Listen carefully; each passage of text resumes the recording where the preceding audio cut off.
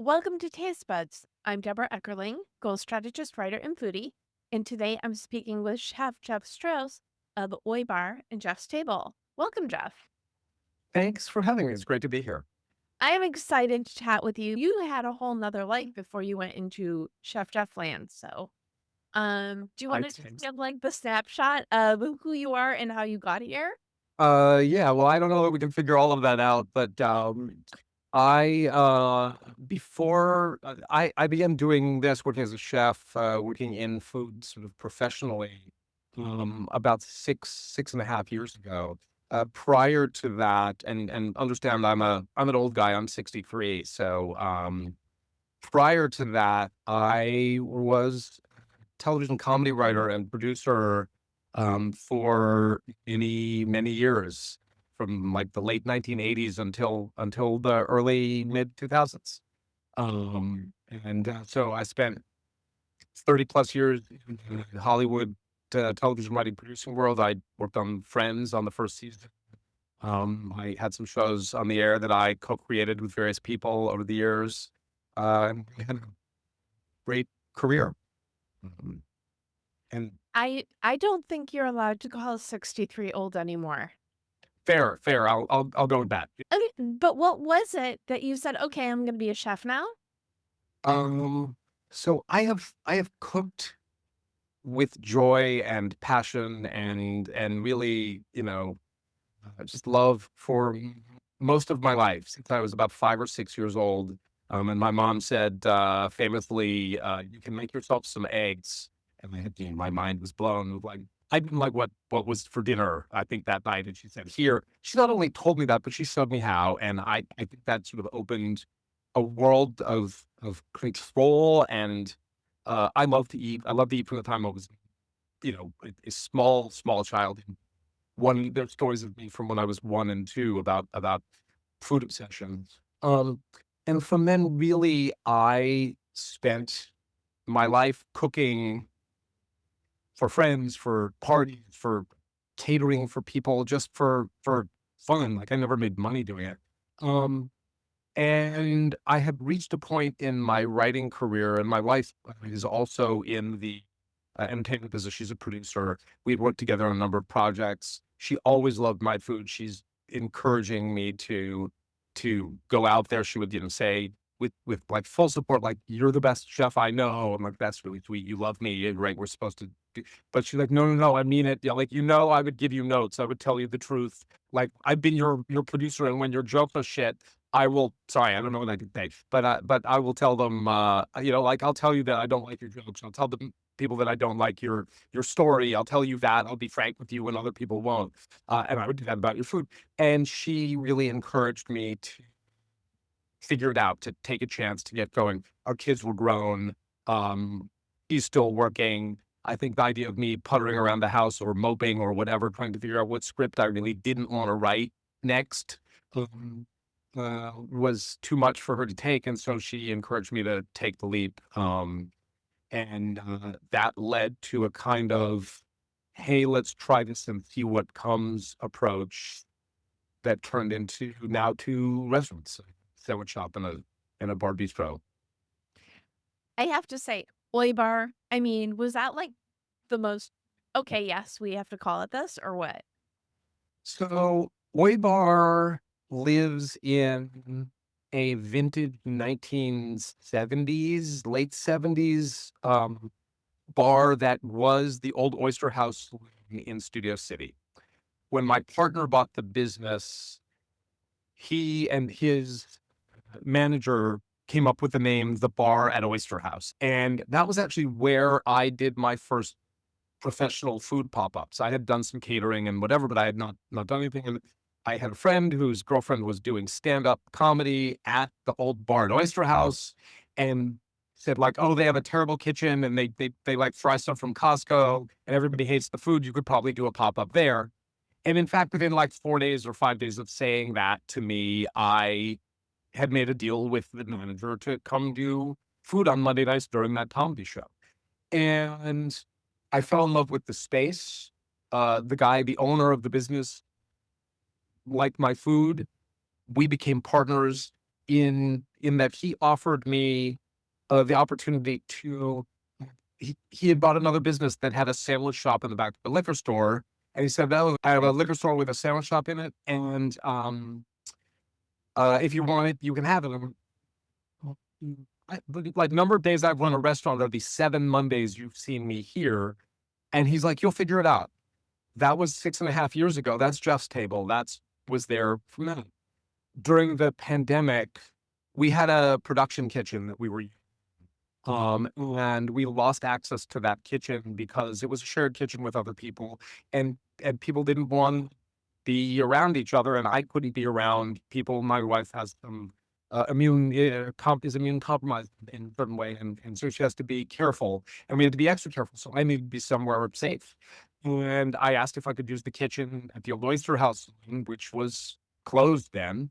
And as the pandemic eased, I was talking with my partner, and I said, "Hey, what would you think of me opening this again as a like restaurant bar?" We loved the idea, and so we were in the process of scraping off the sign that said Oyster House Saloon. I was going to call it like Jeff's Table 2 at Oyster House or something like that, or Jeff's Other Table or Tables. I couldn't. I didn't really. I was terrible. And my manager at the time, guy who came on board to be my bar manager, as I was scraping off the window, the signage on the window, he said, "Oh, it'd be funny if you left Oi for a minute, because your food is a little Jewish and whatever, and we could do that, and like then it would just be like we just have Oi on the window." And I was like, "Oh, that is really funny." And I went home thinking about that, and the next day I came back and I said, "No, no, no, that's not what we're doing. That's what we're calling the place. This place is going to be Oi Bar." And so the name Oi Bar came from like, oh, it's a little Jewish and it's a little bit the old Oyster House. And it's kind of exactly the way my food relates to who I am and my background growing up Jewish on the East Coast. Um, so yeah, That's a there's great story. there's the origin story. And so now you've whetted our appetites. What is Jeff type food? So yeah, so I grew up a Jewish kid on the East Coast of the United States in Boston and DC and up in New York, but like, and I was joking like I was that Jewish kid that didn't know that Chinese food wasn't a part of my cultural tradition, because my parents on Sundays we would go have Chinese food like every week, and my mother had grown up in Boston, um, more of a cultural Jewish person than a religious Jew, though we went to synagogue and whatever. We grew up in a Reform household. We did not keep kosher. Um, we had friends who did. So we sort of, I kind of knew that world and knew what that was and what that meant to people, but also knew um, other culinary traditions. My mother also was a very exploratory home cook. This is in the 1960s, right? I was born in the 1960s and early 70s, and she would like make sukiyaki or French food or um, African peanut soup or like Ethiopian, and she would just try things, and she had this very exploratory relationship to food. And I have this thing in my head that I think was implanted then, which is I would eat something and it would always remind me of something else. I would eat just some brisket and it would remind me of, oh, I'd had like shredded beef in a taco or whatever it was. It's sort of always these little bridges of flavor and food style and whatever kind of floated around in the soup of my brain. Um, and and what I've kind of come up with is, in my understanding, is like I think that food is a way that cultures speak to each other, even when sometimes the cultures themselves won't talk. So that literally cultures that could be enemies with a border and fighting at the border and fighting for whatever it is, their foods will be crossing over. A bread will come from one world and land in another. A way of a spice blend will travel from one culture to another, a way of making a soup, a way of making, and it happens all the time. There is no clean line where you go, this is a purely, I mean, I suppose you could go back to sort of, you know, prehistoric culture, isolated prehistoric culture, and go, this thing with this herb only comes from here. But the minute somebody passed through on the road and they tasted that food because that was what was available or that was what was shared, and like we were just talking about recently, the Jewish latke, right? Our potato latke, the latke was not a potato until potatoes went from the New World to Germany. And before that, the latke was just a pancake. And before that, that pancake didn't even have wheat. That pancake, like historically, was it was cheese, and it was then buckwheat, and it was all of these things. It was a fried thing that came out of the Middle East, but it was not. It was not a potato pancake. That potato pancake didn't exist until the 1800s. Yet the concept of the latke existed before that. It wasn't named a latke until Yiddish existed, but still. So this thing is like, and we talk about the the myth of where Marco Polo brought spaghetti back from. Like, he didn't. That's not really true. But but the truth in that is that cultural conversation and the intercultural and the interpersonal conversation in food is what food is, and also what global civilization is. Beyond that, it's what Los Angeles is. Los Angeles is this place where you would go to a strip mall, and in this little shopping center with 5 businesses, you would have 4 restaurants and a mailbox store, and the 4 restaurants would each be something different, right? There would be an Indian place and a Salvadoran spot and a Korean restaurant maybe and a deli, and they're all there. They can all be there in the same place, and the smells and the ideas live next to each other for me. And in fact, like, so it's what, like, Los Angeles is like this incredible, massive international food court, where people are cooking for themselves and each other and sharing it with each other and sharing it with neighbors, and people are finding each, and and so for me, there's this constant source of inspiration here. And so that's a bit of what my food is and has become, which is a little this, a little that, a little something. Why not try this? And can we make it so that we recognize each of the pieces, but they still work together? So an example of the kinds of things I do on the menu since the very beginning here, um, one of our appetizers is a smoked salmon yaki onigiri, and it is basically a grilled Japanese style rice triangle, a rice ball, yaki onigiri, grilled rice ball. Really traditional, like roadside snack, convenience store food in Japan. And so bar food, easy to eat with your hands that way. Um, but ours is done grilled with miso butter and rolled in everything spice. We make our own everything spice and served with smoked salmon and a creme fraiche on top with some onions. So it is like an everything bagel meets a Japanese bar snack, but neither of them are really. And then we take like when we make our own salmon instead of using rocks. We make our own cured salmon, and that's done with a bit of cilantro, some coriander seed, some black pepper, and some citrus and a touch of mezcal. So it has this Mexican, Central American, very Los Angeles based extra element in there.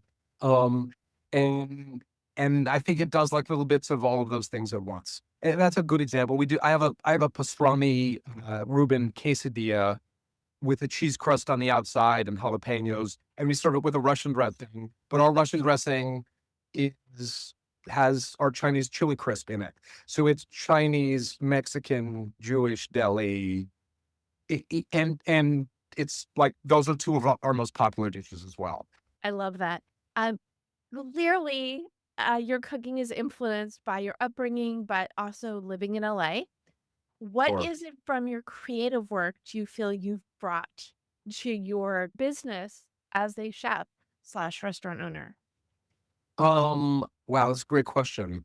There's a a lot, actually, that I find both similar and that feels like on the same path. My dad asked me a lot, like, "So are you not a writer anymore?" And I'm like, "Well, I'm not writing. I mean, I write menus and recipes now, but I've carried a lot of what I did as a writer and what I tried to do as a writer into what I do as a chef." Um, Not because I think like the chef answer is just the only way I kind of know to be as a creative person. Which is I try to talk about stuff that's meaningful to me, stuff that feels joyful and fun or profound in some way, um, to talk about feelings and whatever, but also to draw connections for people between things they might not see. And I always thought that that was the best place to get a joke from when I was writing comedy was like, oh, like if you could make people make a bridge between these two ideas that where they didn't know there was a bridge, then maybe you could get a laugh, but it was also a laugh that had something inside for people. Um, so that's one thing, and that's why I think like putting these flavors like are we were talking about the onigiri before, but like our cheeseburgers they're great cheeseburgers, but like one like a sort of Japanese inspired French roast beef dinner with horseradish creme fraiche, and the other is um inspired by this Los Angeles classic that actually the food critic Jonathan Gold made many people aware of, especially white folks who didn't live in the San Gabriel Valley, which is this thing called the Taiwanese beef roll. And I don't even know that it's from Taiwan. I'd like that's really the research on that is not clear, which is this combination of beef and hoisin sauce and cucumber and scallion and cilantro, usually rolled up either in a scallion pancake or in a pancake, that style with scallions on the inside. Um, and that flavor profile is what our Oi burger is. It is that idea turned into a cheeseburger. And ideally, you get both things. You're eating a cheeseburger and you know it's a cheeseburger and it tastes like a great cheeseburger, but it's also these other things at the same time. And I think making that leap for people is a really fun part of the experience that I get to create, and a way of telling stories, using food as my medium, um, in a way. And then the other piece of all of it is I learned in writing for half-hour television that one of the great things that I was able to provide for people is just a moment in their life when they could just be there and maybe let go of all of the other things that are stressing them out. Just have a break, be either themselves with the characters on TV or be with somebody they wanted to share that experience with, somebody who we're watching a show with, a chance to laugh, a chance to think for a moment, but not too crazy. Like I was trying to challenge people's thoughts, at least not with confrontation. Um, so a little of that, and we try to do a little of that in at Toy Bar and with Jeff's Table. It's like I just try to create something that's its own little experience that's engaging, not just of your taste buds, but a tiny bit of your mind, and just engaging enough to give you that break, give you a thought, give you a moment, give you something to share with the person you're with. So all of that stuff I think is connected to me, and all of that stuff is I think really important as a creative person as to what I get to do in the world. You are a vehicle to help people bond through food. I would thank you for that. I'm going to say that I deferred. Thanks, you. But that's exactly the point. I love the food court analogy of LA that you gave before. I've heard like New York is a melting pot, LA is a salad, but I think food Sure. court is even more indicative of our culture because all the flavors are everywhere.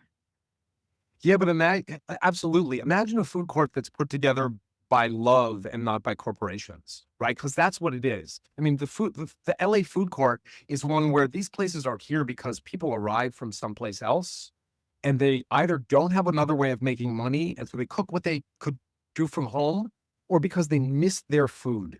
They miss that, and they believe that they can provide that both for themselves, but also for their community. And they're like, oh, there's 100 of us, or 1,000 of us, or 10,000 of us, or 100,000 of us here. Let's cook for each other. And this act of cooking for each other is the most basic act of love and humanity that I think people do. It's like, here's how I show you that I care. Is I cook something that I think you would find nourishing in every way. And that's like your soul, your person, your longing, your hunger, your body, your memory, all of those things. So that's the food court, right? It's not, oh yeah, this pizza joint is the same plastic pizza joint that's at every food court, right? It's this magical one where there's deep love in each location. And we as Jews love to bond through food, but Uh-huh. that's not just our culture. I mean, we love to claim it, but let's be honest, any culture that has pride of food thinks that it's them, right? Of course. And there isn't one that doesn't. Right. What is it about Jewishness that brings up this love of food? I think that, and we share this with lots of other cultures. I really believe that. Like almost all of them have this.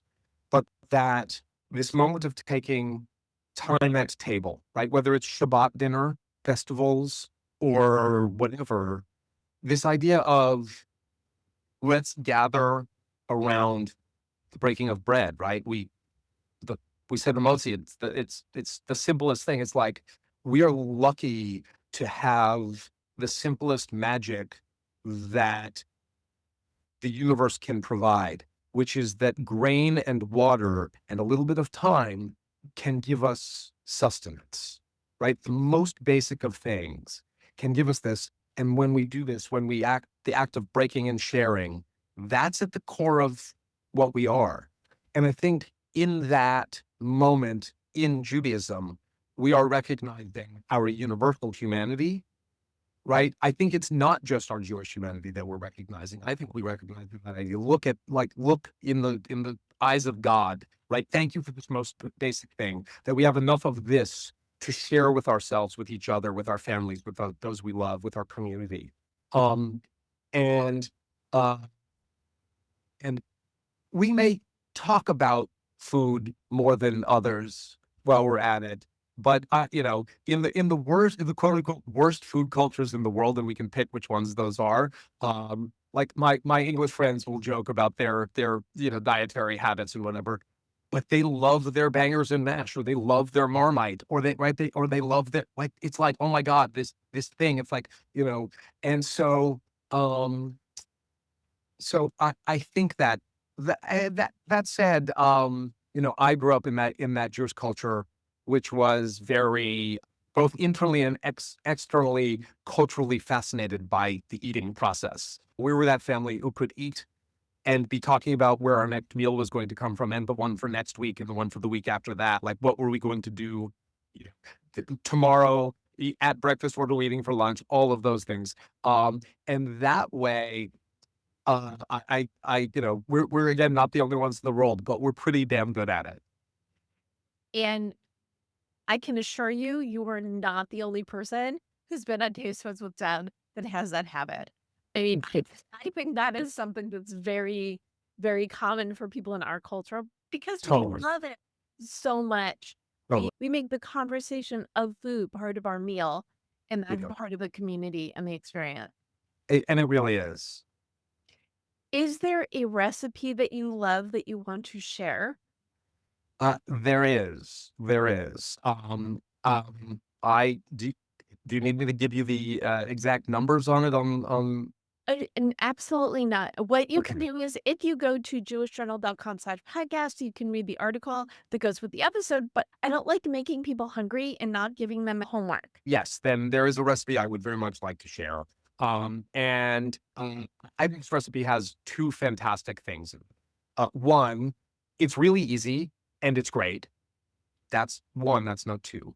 And it is called, I call them emergency Jewish deli dills, which is, how do you make them? Like, oh my God, I need a pickle and I need it now. There's nothing in my refrigerator, and even delivery systems being what they are now, the 17 minutes that it will take to get from the store to here is too long. I need it in 5 minutes. Right? Lunch is on the table. Where's the pickle? Oh my god. Okay. It is the simplest set of ingredients: salt, sugar, garlic, dill, and cucumbers. And you can cut the cucumbers into almost any shape. You can crush them, you can slice them, you can make them into wedges or into spears.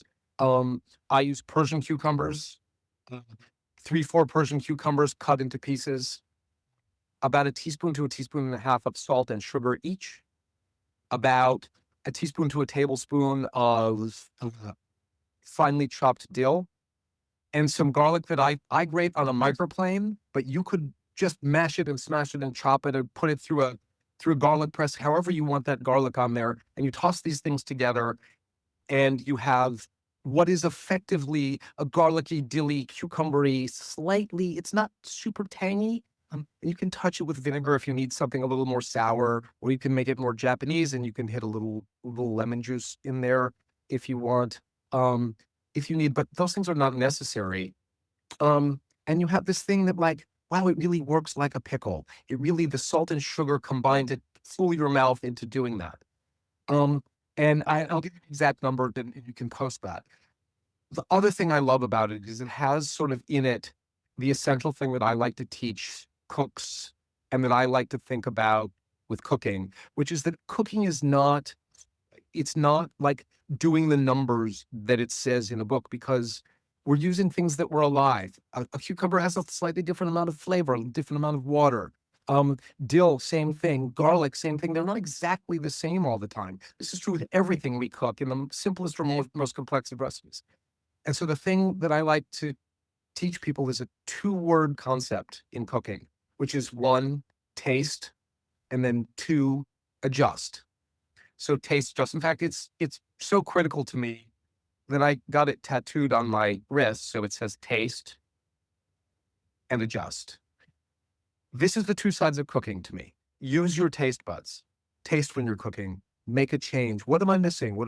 And because these are such simple ingredients, you're like, oh, this is a little too sweet. Oh, this is a little too salty. Well, those are the things that you would adjust. If it's too sweet, add a tiny bit more salt. If it's too salty, add a tiny bit more sweetness. If it's not enough dill, add some dill. If it's a little too much dill, add a little garlic or add a little cucumber, and you'll get there. And learn to do those things and learn to live with your process and learn to live with your mistakes and learn to enjoy the path that it's not always exactly the same. And that knowing that about what you're cooking makes a difference. And I think we can draw a little parallel. Your path is certainly not the same as other chefs, Yeah. but that's the way in which you are able to bring your culture, your flavor, your creativity, because that's what you picked up in your path along the way. Thank you. I think that's lovely. This has been a lovely conversation. Where can people learn more about you and Oybar and Jeff's Table and all the things? So I think the best way, I mean, obviously, if you can come to Jeff's Table in the Highland Park in Los Angeles, or come to Oybar. But if you can't, the 2 best places for that is on Instagram. Um, a lot of menus, recipes, ideas, pictures of the food that we do, stuff that we do in the community in both places, and we really try to be present in our community as well, is there. And that is Oybar LA on Instagram, or Jeff's triple underline table, JEFFS, underline, table, TABLE. And those 2 Instagrams, I actually manage both of them myself right now. I'm the old guy with the social media. But you can learn a lot about there. And if you want to get in touch with me, it's a good way to get in touch as well. Fantastic. Do you have any final food for thought? First of all, thank you for having me on. I really, really appreciate being here. I guess a thing that I would suggest is out in this world, where you are, wherever you are, when you're out to dinner, when you're take a minute, notice what you're tasting and notice who you're sharing it with, and let that moment of sort of flavor and moment and people And even if it's just you by yourself, like just savor those things, those times that we get just with that food in the moment, with each other. Those are the same kinds of bridges that I was talking about in flavor that are really important. This is that chance to be together in ways that we don't get to be all day, every day. We're busy doing lots of other things. I think that's really that. Wonderful. Well, I have thoroughly enjoyed our conversation. Thank you so much. It's been I'm really Chef great. Jeff Strauss. Thank you for tuning in to Taste Buds with Deb. Don't miss an episode. You can subscribe on YouTube, iTunes, and or your favorite podcast platform. And if you go to jewishjournal.com/podcast, you can get the recipes and read the articles that go with each episode. And you can learn more at tastebudswithdeb.com. Until next time, remember to taste, adjust, and savor, and bon appetit.